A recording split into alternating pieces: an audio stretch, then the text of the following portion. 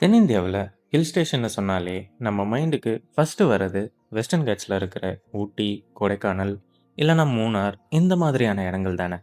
ஆனா, ஈஸ்டர்ன் காட்ஸும் அதுக்குன்னு சொந்தமான சில ஹில் ஸ்டேஷன்ஸ வச்சிருக்கு. அதுல ரொம்ப முக்கியமான ஒரு இடம் தான் ஏற்காடு. சேலம் சிட்டியோட சூடான கிளைமேட்ல இருந்து ஜஸ்ட் ஒரு 30 கிலோமீட்டர்ஸ்ல தான் இந்த ஏற்காடு அமைஞ்சிருக்கு. ஆனா, இந்த 30 கிலோமீட்டர்ஸ் ஜர்னில 20 ஹேர்பின் பெண்ட் இருக்கு. இந்த ஹேர்பின் பெண்ட்ஸ் எல்லாமே ரொம்ப ஸ்டீப்பா இருக்கும்.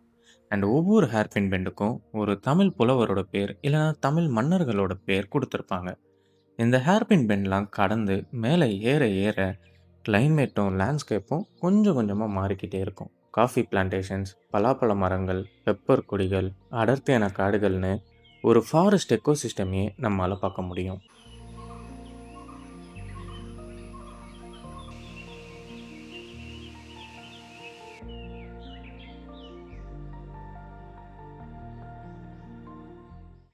ஏற்காடு இது தமிழ்நாடோட சேலம் டிஸ்ட்ரிக்ட்ல சேர்வராய மலையில் அமைஞ்சிருக்கிற ஒரு ஹில் ஸ்டேஷன். இது கடல் மட்டத்துல இருந்து சுமார் 5000 அடி உயரத்துல இருக்கு. ஏற்காடு அப்படின்ற பேரு தமிழ் வார்த்தைகளான ஏரி அப்புறம் காடு அப்படின்ற வார்த்தைகள்ல இருந்து உருவானது. அதாவது லேக் அப்புறம் ஃபாரஸ்ட். இந்த பேருக்கு ஏத்த மாதிரியே இந்த ஊரோட சென்டர்ல இயற்கையா உருவான ஒரு லேக் இருக்கு. அதை சுத்தி ஃபாரஸ்டும் செட்டில்மெண்ட்ஸும் டெவலப் ஆகியிருக்கு. வெஸ்டர்ன் கட்ஸ் ஹில் ஸ்டேஷனோட கம்பேர் பண்ணும்போது இங்கே டூரிசம் ப்ரெஷர் கொஞ்சம் கம்மியாக இருக்கும். அதனால் இன்னமும் காஃபி பிளான்டேஷன், ஃபாரஸ்ட் விஷுவல்ஸ், அப்புறம் லோக்கல் லேண்ட்ஸ்கேப் இதெல்லாம் இன்னமும் அப்படியே ப்ரிசர்வ் ஆகியிருக்கு. நான் முன்ன சொன்ன மாதிரி ஏற்காடு சேலம் டிஸ்ட்ரிக்டில் அமைஞ்சிருக்கு. ஏற்காடை பொறுத்த வரைக்கும் ஆக்சசிபிலிட்டி தான் இந்த ஹில் ஸ்டேஷனோட பெரிய அட்வான்டேஜ். ரோடு மூலயமா வரவங்க சேலம் சிட்டிலேருந்து ஜஸ்ட் ஒரு 30 கிலோமீட்டர்ஸ் ட்ராவல் பண்ணால் ஏற்காடு ரீச் ஆயிடலாம். ட்ரெயினில் வரவங்களுக்கு nearest railway station Salem junction தான். சென்னை, பெங்களூரு, கோயம்புத்தூர், கொச்சி மாதிரி முக்கியமான சிட்டிஸ்லேருந்து டைரக்ட் ட்ரெயின் கனெக்டிவிட்டியும் இருக்குது. ஏற்காடு ரீச் ஆகிறதுக்கு முன்னாடி இந்த ஏற்காடு எப்படி உருவானதுன்னு தெரிஞ்சுக்கலாமா? நம்ம எல்லாரும் வெஸ்டர்ன் காட்ஸ் பற்றி அதிகமாக கேட்டிருப்போம். ஆனால் ஏற்காடு இருக்கிறது ஈஸ்டர்ன் காட்ஸில். ஈஸ்டர்ன் காட்ஸ் வெஸ்டர்ன் காட்ஸை விட ரொம்ப பழமையான ஒரு மலைத்தொடர். இங்கே ரெயின்ஃபாலும் வெஸ்டர்ன் காட்ஸ் அளவுக்கு இருக்காது. மண்ணோட தன்மையும் கொஞ்சம் வித்தியாசமாக இருக்கும். இந்த இடத்துல இருக்கிற மண்ணோட தன்மை எப்படின்னா, மாய்ஸ்சரை நல்லா ரீட்டைன் பண்ணும். அதனால் காஃபி கல்டிவேட் பண்ணுறதுக்கு இது சூட்டபுளான ஒரு என்விரான்மெண்ட்டாக மாறிடுச்சு. 1800ஸ்ல பிரிட்டிஷ் ஆஃபீஸர் இந்த கிளைமேட்டை அப்சர்வ் பண்ணும்போது காஃபி கல்டிவேஷனுக்கு இது நல்லா சூட் ஆகும் அப்படின்னு ஐடென்டிஃபை பண்ணுறாங்க. அதுக்கப்புறம் தான் இங்கே காஃபி பிளான்டேஷன் கொஞ்சம் கொஞ்சமாக டெவலப் ஆக ஆரம்பிச்சது. இன்றைக்கும் ஏற்காடில் பார்க்குற காஃபி பிளான்டேஷன்ஸ் ஓப்பன் ஃபீல்டில் வளராது. பெரிய பெரிய மரங்களுக்கு கீழே நிழலில் தான் காஃபி செடி வளருது. அதோடு சேர்ந்து பலாப்பழ மரங்களும் பெப்பர் கொடிகளும் ஒரு மிக்சட் பிளான்டேஷன் சிஸ்டமை கிரியேட் பண்ணுது. இதனால் விவசாயம் மட்டும் இல்லாமல் இங்கே இருக்கிற பறவைகள், பூச்சிகள்னு சின்ன சின்ன வைல்ட் லைஃப்க்கு கூட இந்த ஏற்காடு ஒரு ஃபாரஸ்ட் மாதிரியான ஒரு என்விரான்மெண்ட்டை உருவாக்குது. அதனால் ஏற்காடுனா ஒரு ஹில் ஸ்டேஷன்னு மட்டும் சொல்லிட முடியாது. ஜியாகிரஃபி, கிளைமேட், அக்ரிகல்ச்சர், ஃபாரஸ்ட் இந்த 4ம் சேர்ந்து உருவான ஒரு மவுண்டைன் எக்கோசிஸ்டம்னு சொல்லலாம்.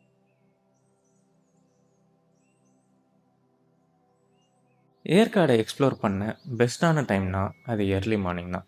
அதனால் என்னோட ஜர்னியும் சன்ரைஸ்க்கு முன்னாடியே ஆரம்பிக்குது. மெயின் டவுன்லேருந்து ஈஸ்டர்ன் சைட் ட்ராவல் பண்ணும்போது கொஞ்ச நேரத்தில் மஞ்சக்குட்டை வியூ பாயிண்ட்டுக்கு ரீச் ஆகிடலாம். ஏற்காடில் சன்ரைஸ் பார்க்க பெஸ்ட்டான லொக்கேஷன்ஸில் இதுவும் ஒன்று. இது ஒரு ஓப்பன் வியூ பாயிண்ட் அண்ட் இங்கேருந்து பார்க்கும்போது சன்ரைஸ் ரொம்ப நல்லாயிருக்கும். மான்சூன் அப்புறம் வின்டர் சீசனில் நைட்டு ஃபுல்லாக குளிரான காற்று இந்த இடத்துல தங்கிடும். அதனால் காலையில் இந்த வேலி ஃபுல்லாக ஒரு திக்கான ஃபாக் லேயரால் கவர் ஆகியிருக்கும். மேலே இருந்து நம்ம பார்க்கும்போது அது ஒரு க்ளவுட் பெட் மாதிரி தெரியும். சன்ரைஸ் ஆக ஆரம்பிக்கும்போது அந்த மிஸ்ட் கொஞ்சம் கொஞ்சமாக விலக ஆரம்பிக்கும். பாகுக்குள்ளே இருக்கிற சின்ன வில்லேஜஸ், விவசாய நிலங்கள், சேலமோட பிளேன்ஸ் இதெல்லாமே ஒன்று ஒன்றா தெரிய ஆரம்பிக்கும். சன்ரைஸ் பார்த்து முடிச்சதுக்கு அப்புறமா நம்ம ரூட் சேர்வராய மலை பக்கம் மூவ் ஆகுது. இந்த ரூட்டில் ட்ராவல் பண்ணி போயிட்டு இருக்கும்போது கொஞ்சம் கொஞ்சமாக நம்ம ஏற்காடோட ஹையஸ்ட் பாயிண்ட்டுக்கு ரீச் ஆகிடுவோம். இங்கே தான் சேர்வராயன் கோயில் இருக்குது. ஹையஸ்ட் பாயிண்ட்ல இருக்கிறதுனால, இங்க வெதரும் ஏற்காடு டவுன கம்பேர் பண்ணும்போது ரொம்ப கூலிங்கா இருக்கும். ஏற்காடோட ஹையஸ்ட் பாயிண்டான சேர்வராயன் மலைகள்ல இருந்து கீழ இறங்கி, ஏற்காடோட ஹையஸ்ட் வாட்டர் ஃபால்ஸான கிளியூர் ஃபால்ஸ்க்கு தான் நான் நெக்ஸ்ட் போயிருந்தேன். இந்த வாட்டர் ஃபால்ஸ்ல சுமார் 300 அடி உயரத்துல இருந்து தண்ணி கீழ விழுது. ரோட்ல இருந்து வாட்டர் ஃபால நம்மால டைரக்ட்டா பார்க்க முடியாது. ஸோ Google மேப் சொல்ற லொகேஷன்ல இருந்து ஸ்டேர்கேஸ் வழியா கீழ இறங்கணும். இந்த ஸ்டீல் ஸ்டெப்ஸ் யூஸ் பண்ணி ட்ரெக் பண்ணி போற மாதிரி இருக்கும். கீழ ரீச் ஆனதுக்கு அப்புறம் வாட்டர் ஃபாலோட ஆக்சுவல் ஸ்கேல நம்மால பார்க்க முடியும். அன்ஃபார்ச்சுனேட்லி நான் வந்த டைம்ல மழை இன்னும் ஸ்டார்ட் ஆகவே இல்ல. அதனால தண்ணியோட ஃப்ளோ ரொம்பவே கம்மியா இருக்கு. மான்சூனுக்கு அப்புறமா கிளியூர் ஃபால்ஸ்ல தண்ணி ஃபுல் ஃபோர்ஸ்ல இருக்கும்னு சொல்றாங்க. ஆனா சம்மர் மந்த்ல வாட்டர் ஃப்ளோ அவ்வளவா இருக்காது. அதனால நீங்க விசிட் பண்ற சீசனுக்கு ஏத்த மாதிரி உங்களோட எக்ஸ்பீரியன்ஸ் மாறலாம். கிழியூர் ஃபால்ஸ்ல இருந்து மறுபடியும் மேல கிளைம் பண்ணிட்டு மெயின் ரோடுக்கு ரீச் பண்ணீங்கன்னா, கொஞ்ச நேரத்துல நம்ம ஏற்காடோட சென்டருக்கு வந்துருவோம். அந்த சென்டர்ல தான் ஏற்காடு லேக் இருக்கு. இந்த லேக்குக்கு எமரால்டு லேக் அப்படின்ற இன்னொரு பேரும் இருக்கு. ஈஸ்டர்ன் காட்ஸ்ல இருக்கிற ஹில் ஸ்டேஷன்ஸ்லயே நேச்சுரலா உருவான ஒரு லேக் இருக்கிற ஒரு லொகேஷன்னா அது ஏற்காடு லேக் மட்டும்தான். அதனால இந்த லேக் சீனரிக்காக மட்டும் முக்கியம் கிடையாது. ஏற்காடு டவுன் டெவலப் ஆன ஹிஸ்டரியிலயும் இதுக்கு ஒரு முக்கியமான பங்கு இருக்கு.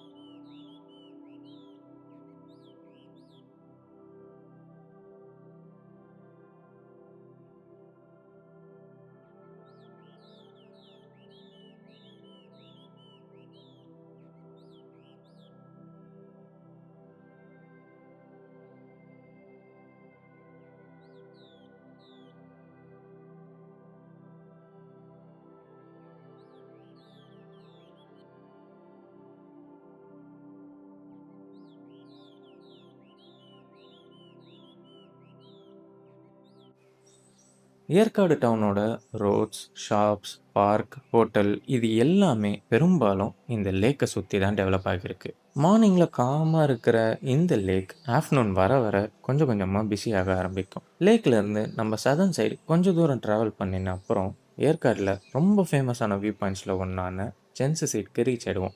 ஆக்சுவலா நான் போன டைம்ல லேடி சீட் வியூ பாயிண்ட்ல கன்ஸ்ட்ரக்ஷன் ஒர்க் நடந்துட்டு இருந்துச்சு. அதனால டூரிஸ்ட்டை அங்க அலோவ் பண்றது கிடையாது.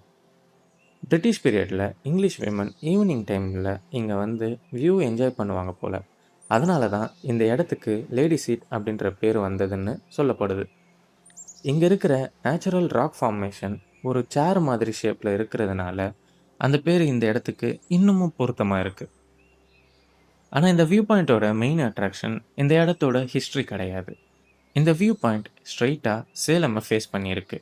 ஸ்கை கிளியரா இருக்கும்போது கீழ சேலம் சிட்டியை கனெக்ட் பண்ற ரோட்ஸ் வரைக்கும் நம்மால பார்க்க முடியும்.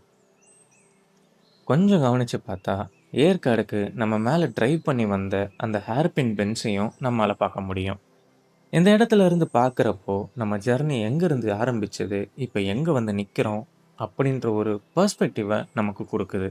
லேடீஸ் சீட்ல இருந்து ஈஸ்டர்ன் சைட் ரோட்ல கனெக்ட் பண்ணினா, நம்ம பக்கோடா வியூ பாயிண்ட்டுக்கு ரீச் ஆயிடலாம். ஃபர்ஸ்ட் இம்ப்ரஷன்ல பார்த்தப்போ, இது ஜஸ்ட் ஒரு இன்னொரு வியூ பாயிண்ட் மாதிரி தான் தெரியும். ஆனா, இந்த இடத்துக்கு இந்த பேர் வந்ததுக்கான காரணம், இங்க இருக்கிற இந்த ஸ்டோன் ஸ்ட்ரக்சர்ஸ்னால தான்.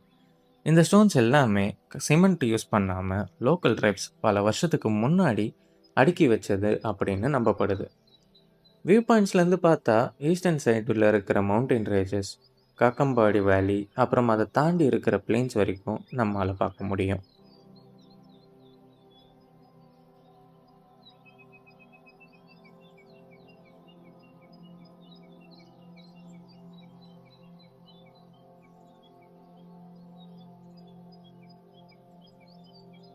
பக்கோடா வியூ பாயிண்ட்ல இருந்து நம்ம ஜர்னி வெஸ்டர்ன் சைடில் கண்டினியூ ஆகுது. இந்த ரூட்டோட கடைசி டெஸ்டினேஷன் தான் கரடியூர் வியூ பாயிண்ட். கரடியூர் அப்படின்ற பேரு ஒரு காலத்துல இந்த ஏரியால கரடிங்க அதிகமாக இருந்ததுனால வந்ததுன்னு சொல்றாங்க.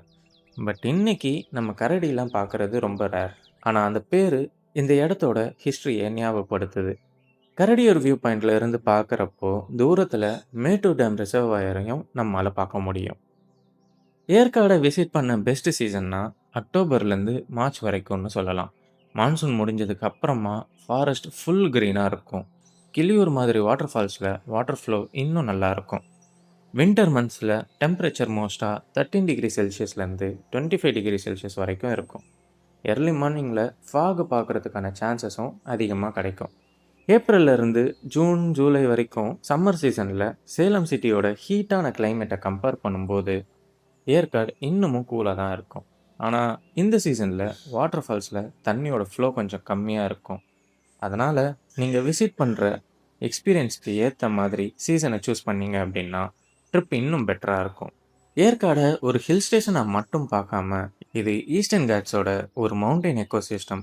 இதுல coffee plantation, forest, waterfall, view பாயிண்ட்ஸ்னு எல்லாமே இந்த மலையோட ஒரு பகுதியா அப்சர்வ் பண்ணி பாருங்க.